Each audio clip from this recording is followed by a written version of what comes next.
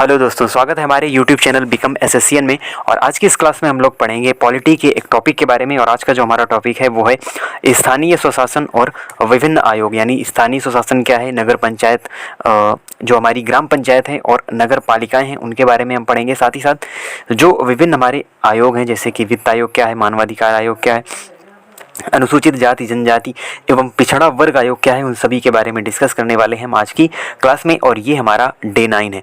तो अभी तक 8 क्लासेस हमारी पॉलिटी की हो चुकी हैं। और अगर आपने अभी तक वो क्लासेस नहीं देखी तो आप हमारे चैनल पे जाकर वो क्लासेस देख सकते हैं, जो कि हम डे बाय डे उनको कवर कर रहे हैं। और ये हमारी डे 9 की क्लासेस 8 क्लासेस हमारी हो चुकी हैं। और डे 10 में हम यहाँ पर पॉलिटी को कवर कर लेंगे। 10 डेज में सभी टॉपिक्स हमारे कवर हो जाएंगे। तो आज के हमारे ये 2 टॉपिक रहने वाले हैं, मेजर टॉपिक, जिनको हम यहाँ पर आज की क्लास में कवर करेंगे। तो चलिए स्टार्ट करते हैं आज की क्लास को। और सबसे पहले देखते हैं स्थानीय स्वशासन के बारे में। देखिए, स्थानीय स्वशासन का मेन तात्पर्य ये है कि हम जो पावर है उनका विकेंद्रीकरण करें। यानी कि जैसे सेंटर में एक पावर हो गई ऑल ओवर इंडिया की अगर हम बात करें, फिर स्टेट वाइज पावर आती है, यानी हर एक राज्य का अपना एक शासन है, जैसा कि आप देखते हैं। फिर शासन को और नीचे लाने के लिए यहाँ पर ग्राम पंचायत की स्थापना की गई, स्थानीय स्वशासन की स्थापना की गई। और स्थानीय शासन की शुरुआत जो है वो पहले ही हो चुकी थी, स्वतंत्रता के पहले ही। और स्थानीय शासन का जो जनक है किसे माना जाता है, लॉर्ड रिपन को माना जाता है। लॉर्ड रिपन ने ही स्थानीय स्वशासन की यहाँ पर स्थापना की थी। अब फिर पंचायती राज्य जब व्यवस्था को लागू किया गया, स्थानीय स्वशासन का मतलब वही है, पंचायतों को पावर दी जाए, जो ग्राम पंचायत हैं उनको पावर दी जाए। तो पंचायती राज से संबंधित कुछ समितियां आई, यानी अलग अलग जो समितियां थी उन्होंने अलग अलग रिकमेंडेशन दी कि इस प्रकार की जो व्यवस्था है वो रखी जानी चाहिए, पंचायती राज में इस प्रकार की व्यवस्था बनाई जानी चाहिए। तो सबसे पहले आती है बलवंत राय मेहता समिति, जो कि 1957 में आई थी। और इसमें क्या बात की गई, इसमें त्रिस्तरीय ढांचा बनाए जाने की बात कही गई। तो अगर देखिए बात की जाए कि जो हमारी पंचायत व्यवस्था है वो कितनी स्तरीय है, तो ये हमारी त्रिस्तरीय है। और इसी कमेटी की रिकमेंडेशन को माना भी गया। और ट्रिक भी आप याद रख सकते हैं। तो बलवंत राय मेहता, देखिए नाम में 3 है, बलवंत राय मेहता। तो यानी त्रिस्तरीय जो ढांचा है वो किस कमेटी के द्वारा दिया गया था, बलवंत राय मेहता कमेटी के द्वारा दिया गया था। और इसके 3 स्तर कौन से हैं, तो जो पहला स्तर है वो है ग्राम स्तर पर क्या होनी चाहिए, ग्राम पंचायत होनी चाहिए। जैसे कि आप देखते हैं आज ग्राम पंचायत होती है तो ये ग्राम स्तर पर होती है। फिर आगे आएंगे तो आप खंड या ब्लॉक स्तर पर क्या होती है, पंचायत समिति होती है। और जिला स्तर पर जिला परिषद होती है। तो इस प्रकार से कहा गया है कि जो पंचायती राज है, पंचायती व्यवस्था है, उसको 3 स्तरीय ढांचा उसका बनाया जाए, जिसमें ग्राम स्तर पर क्या हो, ग्राम पंचायत हो, खंड या ब्लॉक स्तर पर, जैसे कि आप देखते हैं आपका भी कोई ब्लॉक या खंड लगता होगा तो वहाँ पर क्या होती है, पंचायत समिति होती है। और जिला स्तर पर जिला परिषद होती है। तो ये रिकमेंडेशन दी थी यहाँ पर बलवंत राय मेहता समिति के द्वारा। तो BRM आपको याद रखना है, इन्होंने त्रिस्तरीय व्यवस्था की बात की थी। फिर अगली रिकमेंडेशन आती है अशोक मेहता समिति के द्वारा, जो कि आई थी 1977 में। यानी इस कमेटी ने अपनी रिकमेंडेशन दी 1977 में। और इन्होंने कहा कि द्विस्तरीय मॉडल को अपनाया जाए। तो देखिए बलवंत राय मेहता थे, उन्होंने 3 स्तरीय पंचायती राज व्यवस्था की बात की। और द्विस्तरीय मॉडल अपनाने की बात किसने कही, अशोक मेहता ने। तो दोनों में ही मेहता है, आपको कंफ्यूज नहीं होना। जिसमें 3 नाम है उन्होंने त्रिस्तरीय, जिसमें 2 नाम है उन्होंने द्विस्तरीय मॉडल अपनाने की बात कही। तो उसमें हमको ज़्यादा डिटेल में नहीं जाना। डिटेल में आपको यही याद रखनी है बलवंत राय मेहता कमेटी की जो रिकमेंडेशन है, क्योंकि इन्होंने त्रिस्तरीय व्यवस्था यहाँ पर त्रिस्तरीय ढांचे की बात की गई थी और वही हमारे आज लागू है अगर हम पंचायत सिस्टम में यहाँ पर देखें। फिर आती है GV राव समिति 1985 में। समितियाँ केवल नाम आपको याद रखना है, लक्ष्मीमल सिंघवी समिति है आपकी 1986 में आई थी। लेकिन जो रिकमेंडेशन मानी गई वो केवल और केवल बलवंत राय मेहता कमेटी की ही रिकमेंडेशन को माना गया। अब इसी के अंतर्गत पहली त्रिस्तरीय पंचायत की स्थापना कब और कहाँ की गई, तो ये देखिए जो पहली त्रिस्तरीय पंचायत थी इसकी स्थापना 2 अक्टूबर 1959 को नागौर जिले में की गई, जो कि राजस्थान का एक जिला है। तो आपसे पूछा जाए पहली पंचायत कहाँ पर बनाई गई, तो राजस्थान में बनाई गई 1957 में। जैसे कि हमने देखा कि यहाँ पर इस कमेटी के द्वारा रिकमेंडेशन दी गई त्रिस्तरीय ढांचा की, और इसी के तहत पहली पंचायत की स्थापना 1959 को यहाँ पर की गई। फिर इसमें क्या होता है, इस पंचायत को यहाँ पर धीरे धीरे फिर पूरे देश में इसी प्रकार से पंचायतों की स्थापना की गई। और जो 73वां संविधान संशोधन किया गया यहाँ पर 1992। तो यहाँ पर देखिए कई लोग कंफ्यूज रहते हैं 1992 होगा 1993 होगा। तो देखिए ये जो संविधान संशोधन है, पहले जैसे कि आपको आता है प्रस्ताव आता है, फिर उसमें जब राष्ट्रपति के साइन होते हैं वो क्या बनता है, कानून बनता है, उसे लागू किया जाता है। तो ये लागू हुआ था 24 अप्रैल 1993 को। और 73वें संविधान संशोधन में क्या ऐड किया गया था, यहाँ पर यानी जो पंचायत है उस व्यवस्था को, सिस्टम को जोड़ा गया था। आगे पढ़ेंगे हम उसके बारे में। और इसे 24 अप्रैल 1993 को लागू किया गया और इसीलिए 24 अप्रैल को हर वर्ष पंचायती राज दिवस के रूप में मनाया जाता है, क्योंकि इसी दिन इस संविधान संशोधन को लागू किया गया था जिसमें पंचायती सिस्टम के बारे में बात की गई थी। और इसमें क्या था, पंचायत भाग 9 के अनुच्छेद 243 से 243 ओ तक। तो जो हमारे आर्टिकल 243 से 243 ओ तक हैं, ये 15 जो आर्टिकल्स हैं, अनुच्छेद हैं, वो हमारे रिलेटेड हैं पंचायती राज व्यवस्था से। तो इसी संविधान संशोधन यानी जिसकी हम बात कर रहे हैं 73वें संविधान संशोधन 1992 में, जिसे 1993 में लागू किया गया, इसके अंतर्गत ही यहाँ पर संविधान में 11वीं अनुसूची को भी ऐड ऑन किया गया। जैसे कि वर्तमान में आप देखते हैं हमारे संविधान में 12 अनुसूची दी गई हैं, तो जो 11वीं अनुसूची है इसको ऐड किया गया था 73वें संविधान संशोधन 1992 के अंतर्गत। और इसके अंतर्गत 29 जो विषय हैं वो इसमें जोड़े गए, यानी 11वीं अनुसूची में 29 विषय आपके जोड़े गए। और चुनाव लड़ने की जो न्यूनतम आयु है ये क्या है, ये है 21 वर्ष। यानी अगर आपको ग्राम पंचायत का चुनाव लड़ना है, जैसे कि आप गांव लेवल पर प्रधान देखते हैं, तो उनको चुनाव लड़ने के लिए 21 ईयर उनकी आयु होनी चाहिए, 21 वर्ष होनी चाहिए। और साथ ही साथ जो महिलाओं के लिए प्रत्येक पंचायत में कम से कम 1/3 स्थान आरक्षित हैं, यानी 1/3 का जो रिजर्वेशन है वो दिया गया है महिला कैंडिडेट को। तभी आपने देखा होगा कई बार जो हमारे प्रधान कैंडिडेट होते हैं उनमें बेसिकली महिलाओं को भी रखा जाता है, उनको भी आरक्षण प्राप्त स्थान दिया जाता है, यानी उतनी सीटें उनके लिए आरक्षित होती हैं। तो ये भी आपको इसमें याद रखना है।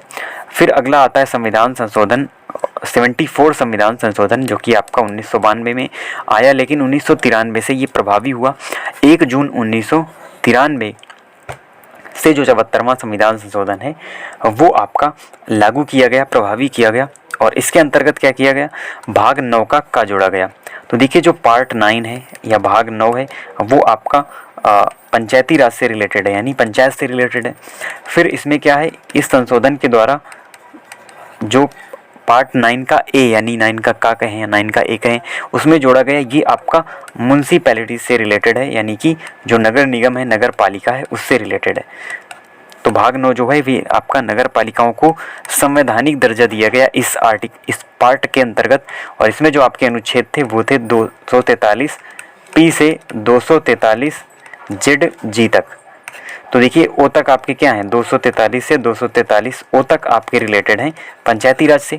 उसके बाद वाले जो आपके आर्टिकल्स हैं वो रिलेटेड होंगे नगर पालिकाओं से। और इसी संविधान संशोधन यानी 74वें संविधान संशोधन में ही संविधान में 12वीं अनुसूची को जोड़ा गया। आप पहले जो हमारा मूल संविधान था 8 अनुसूची हुआ करती थी, समय समय पर और भी अनुसूचियाँ थी, उनको ऐड किया गया और 12वीं अनुसूची जोड़ी गई, जिसके अंतर्गत 18 विषय इसमें जोड़े गए जो कि नगर पालिका से रिलेटेड थे और या म्युनिसिपैलिटी से रिलेटेड थे।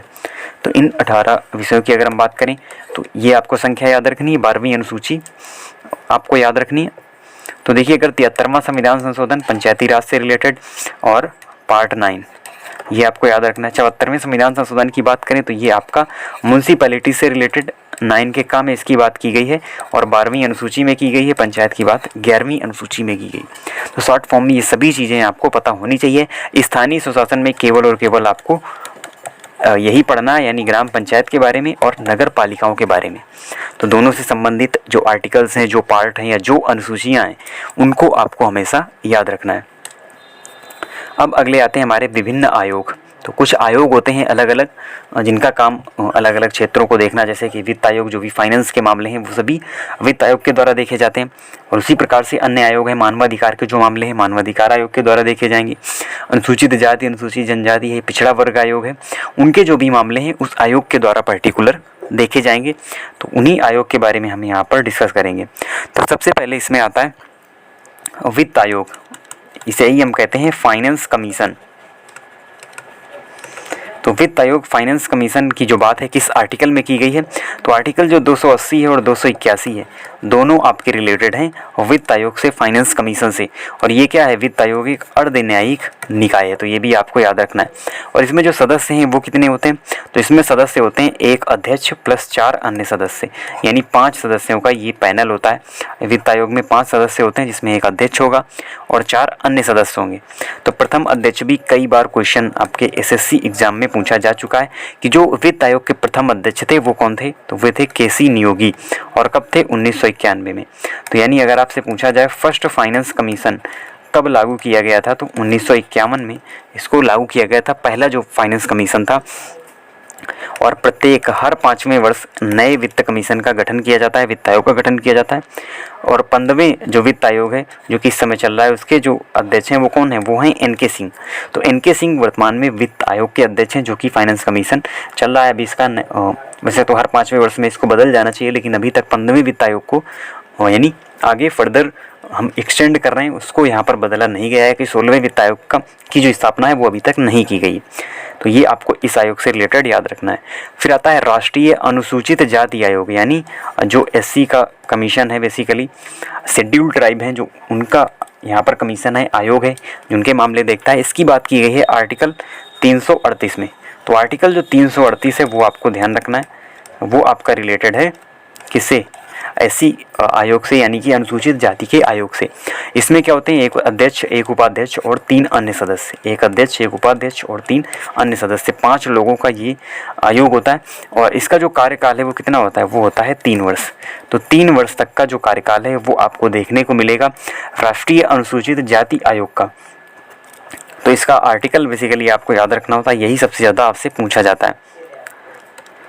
फिर है राष्ट्रीय अनुसूचित जनजाति आयोग, यानी कि जो शेड्यूल्ड ट्राइब, बेसिकली इसको हम कहें शेड्यूल कास्ट था जो हमारा, अनुसूचित जाति था।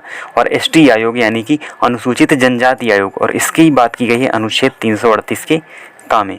तो देखिए 338 का मतलब जहाँ पर भी आपको ए, बी या फिर का या खा मिले, समझ जाइए कि वहाँ पर बाद में उसको ऐड किया गया है किसी संविधान संशोधन के अंतर्गत। तो 89वां संविधान संशोधन तो 2003 वाला था, उसके द्वारा ही इस आयोग को यहाँ पर ऐड किया गया संविधान में आर्टिकल 338 के का में। क्योंकि हमारा जो एससी वाला आयोग था वो था 338 में, तो उसी के उपभाग में, उसी के अगर हम ये कहें सब पार्ट में हमने जोड़ दिया एसटी के आयोग को, तो ये हमने जोड़ दिया 338 के का में। फिर इसमें क्या है, एक अध्यक्ष है, एक उपाध्यक्ष और 3 अन्य सदस्य, और कार्यकाल 3 वर्ष, यानी सभी चीज़ें सेम है, केवल आर्टिकल बदला हुआ है। आर्टिकल हो गया है आपका 338 का। फिर आगे आता है राष्ट्रीय पिछड़ा वर्ग आयोग, यानी कि ओबीसी, जिसे हम ओबीसी बेसिकली कहते हैं, उसका जो आयोग है इसकी बात की गई है आर्टिकल 338 के खा में। और इसे जोड़ा गया 123वें संविधान संशोधन 1993 के द्वारा। तो देखिए खा है, यानी कि 338 की अगर हम बी की बात करें वो भी आप कह सकते हैं यहाँ पर। तो इसको भी एक संविधान संशोधन के द्वारा ही ऐड किया गया, जो कि ओबीसी के मामले यहाँ पर देखता है ये आयोग, राष्ट्रीय पिछड़ा वर्ग आयोग जिसे हम कहते हैं। और इसका जो कार्यकाल है ये आपका रहता है 3 वर्ष का। तो 3 वर्ष का कार्यकाल रहता है राष्ट्रीय पिछड़ा वर्ग आयोग का। अगला फिर आता है राष्ट्रीय मानवाधिकार आयोग, यानी जो मानव के अधिकार हैं अगर उनका हनन हो रहा है, मानवाधिकार का के मामले जो हैं वो इस आयोग के द्वारा यहाँ पर देखे जाते हैं। और इस आयोग की स्थापना की गई थी 1993 में, यानी 1993 में ये आयोग बनाया गया। और इसमें क्या होता है, इसमें एक अध्यक्ष, 5 पूर्णकालिक सदस्य और 7 पदेन सदस्य। तो इसमें टोटल आपके लगभग 13 सदस्य होते हैं। एक तो इसका अध्यक्ष हो गए, 5 पूर्णकालिक सदस्य हो गए, 7 पदेन सदस्य हो गए। और कार्यकाल की बात करें तो 3 वर्ष या 70 वर्ष, या तो 3 वर्ष चलेगा, या कोई भी अगर इसका जो अध्यक्ष है वो 70 वर्ष की अगर आयु पूरी कर चुका है तो भी वो रिटायरमेंट यहाँ पर ले लेगा। और इसका जो अध्यक्ष होता है कौन होता है, सेवानिवृत्त मुख्य न्यायाधीश इसके अध्यक्ष होते हैं। यानी हमेशा मानवाधिकार आयोग का जो अध्यक्ष होगा वो एक रिटायर्ड सुप्रीम कोर्ट का यानी चीफ जस्टिस होगा, मुख्य न्यायाधीश होगा, जो कि वर्तमान में कौन है, अरुण कुमार मिश्र। तो अरुण कुमार मिश्र वर्तमान में मानवाधिकार आयोग के अध्यक्ष हैं, और ये सुप्रीम कोर्ट के यहाँ पर रिटायर्ड चीफ जस्टिस भी हैं। तो ये शर्त होती है कि वो क्या होना चाहिए, और तभी उसको कानून की अच्छी समझ होगी उस व्यक्ति को, क्योंकि वो एक सेवानिवृत्त मुख्य न्यायाधीश है। तो वहाँ पर उसी को अध्यक्ष बनाया जाता है इस आयोग का, राष्ट्रीय मानवाधिकार आयोग का। तो आपको इसे याद रखना है। अगला है राष्ट्रीय महिला आयोग। तो महिलाओं की जो अधिकार हैं उनके संरक्षण के लिए इस आयोग को बनाया गया और ये एक सांविधिक निकाय है और इसकी स्थापना की गई 1992 में इस आयोग को बनाया गया। और इसकी जो प्रथम अध्यक्ष थी वो कौन थी? वो थी जयंती पटनायक। तो जयंती जो पटनायक थी वो यहाँ पर प्रथम अध्यक्ष थी महिला आयोग की। और वर्तमान में जो अध्यक्ष हैं वो हैं रेखा शर्मा। तो रेखा शर्मा वर्तमान में राष्ट्रीय महिला आयोग की अध्यक्ष हैं और इसका जो कार्यकाल है वो कितना होता है? वो होता है 3 वर्ष। तो राष्ट्रीय महिला आयोग का जो कार्यकाल है वो आपका होता है 3 वर्ष। तो प्रथम अध्यक्ष, वर्तमान अध्यक्ष, कार्यकाल और कब इसकी स्थापना की, कब इसको बनाया गया, इस आयोग को कब बनाया गया, वो आपको याद रखना है। अगला है आपका राष्ट्रीय विधि आयोग, यानी कि जो राष्ट्रीय विधि आयोग है और ये क्या है? ये गैर वैधानिक कार्यकारी निकाय है। तो जो लॉ कमीशन है इसे बेसिकली हम क्या कहते हैं? लॉ कमीशन कहते हैं। और जो प्रथम विधि आयोग बनाया गया वो कब बनाया गया? 1834 में बनाया गया मैकाले के द्वारा। तो देखिए स्वतंत्रता से पहले ही इसको बनाया गया था जो प्रथम विधि आयोग।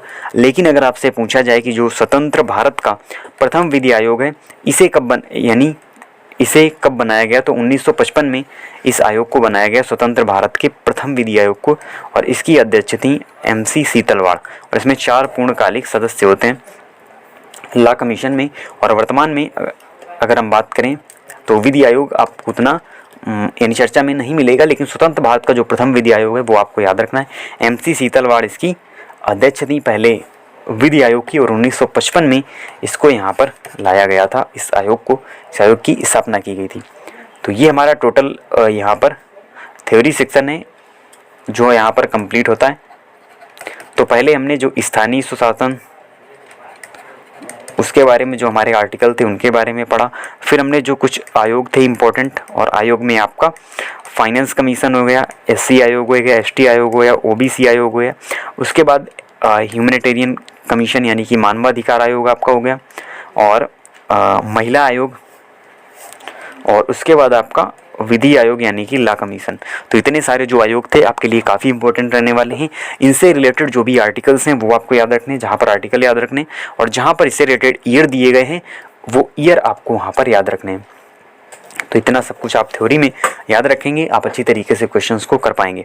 और अब हम क्वेश्चन करने वाले हैं यहाँ पर 5 क्वेश्चन, जैसे कि हम बाद में रखते हैं हाई लेवल क्वेश्चन होते हैं यानी PCS लेवल के क्वेश्चन, जिससे आपको क्वेश्चन के माध्यम से भी आप अच्छी तरीके से सीख सकें। और कुछ क्वेश्चन आपको इसमें इजी भी मिलेंगे, ऐसा नहीं है कि सभी क्वेश्चन आपके लिए टफ हों। अब देखिए, यदि पंचायत कोई भंग हो जाती है तो किस अवधि के अंदर निर्वाचन करना अनिवार्य होगा? यानी जैसे कोई पंचायत में कोई ग्राम प्रधान है और किसी वजह से वो पंचायत क्या हो जाती है? भंग हो जाती है, तो किस अवधि के अंदर ही वहाँ पर निर्वाचन हो जाना चाहिए? तो ये अवधि होती है 6 माह।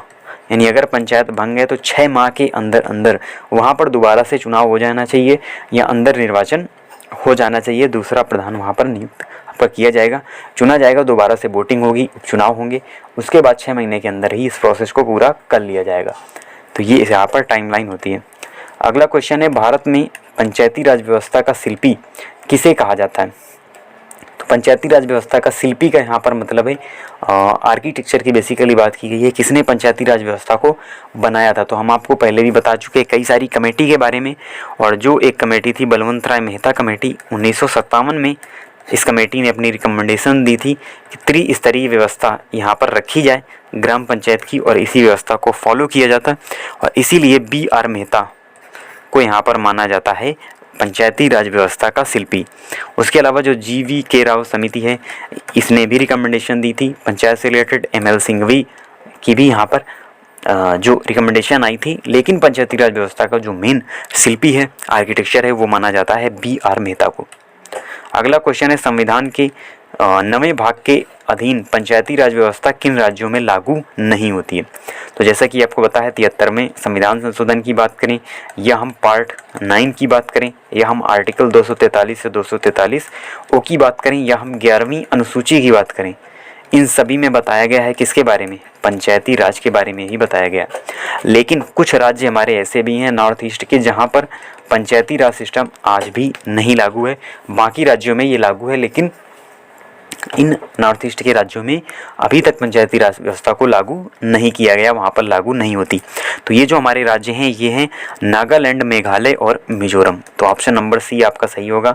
नागालैंड है, मेघालय है और मिजोरम है, यहाँ पर आपको पंचायती राज व्यवस्था देखने को नहीं मिलेगी। यानी यहाँ पर जो ग्राम पंचायत होगी वहाँ पर ग्राम प्रधान नहीं होगा, कोई भी पंचायती राज व्यवस्था यहाँ पर फॉलो नहीं की जाती। तो ये आपको याद रखना है, बहुत ही अच्छे लेवल का ये क्वेश्चन है और इतनी जो इन्फॉर्मेशन है ये सभी आपकी पंचायती राज से रिलेटेड है, ये भी आपको यहाँ पर याद रखनी है। अगला क्वेश्चन है वित्त आयोग का गठन किया जाता है प्रत्येक।